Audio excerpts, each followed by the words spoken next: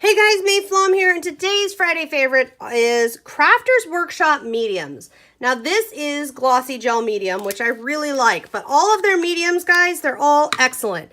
So I'm going to just show you the number one way I use this is with a stencil.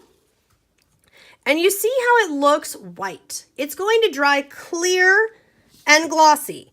And that's really important that you understand what finish you're getting if you're working mixed media, because you need to know that this is not going to dry opaque or semi-opaque and kind of a semi-gloss. It's going to be full glossy and clear. And that's definitely something you want to be aware of.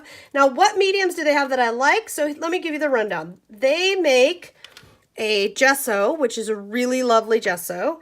They make texture paste or molding paste, whatever you call it.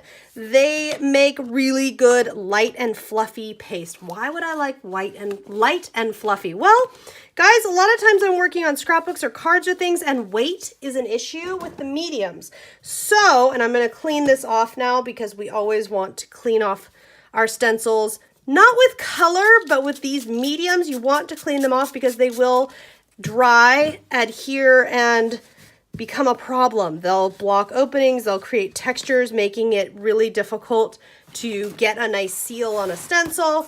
They do all kinds of bad stuff to you. They also make shimmer and gold. They make a bunch of different mediums, and the reason that I like them is they are all really great quality, and they all, I wouldn't mess that up, but that's okay. They're all really nice quality, and they all work really well with stencils. You just always want to do your cleanup there, because if you don't, then you're really going to have a mess. So you can see here, other than where I accidentally drug it through, how sharp and nice that is. My personal favorite's the light and fluffy texture paste, modeling paste. I can't remember what they call it because I've run out, but that's my number one favorite because it's so light. So for example, a project like this, there's a little bit of weight to that gel medium. It's a little bit heavier. The light and fluffy paste is going to dry white and matte finish and semi-opaque. Sometimes if you're thin enough, you can see through it, but most of the time it's fairly opaque. That's a great thing for this kind of all-over design when you want really light, but you also want that coverage. When you want it to be glossy and clear, then you go with gel medium, glossy and clear like I was using.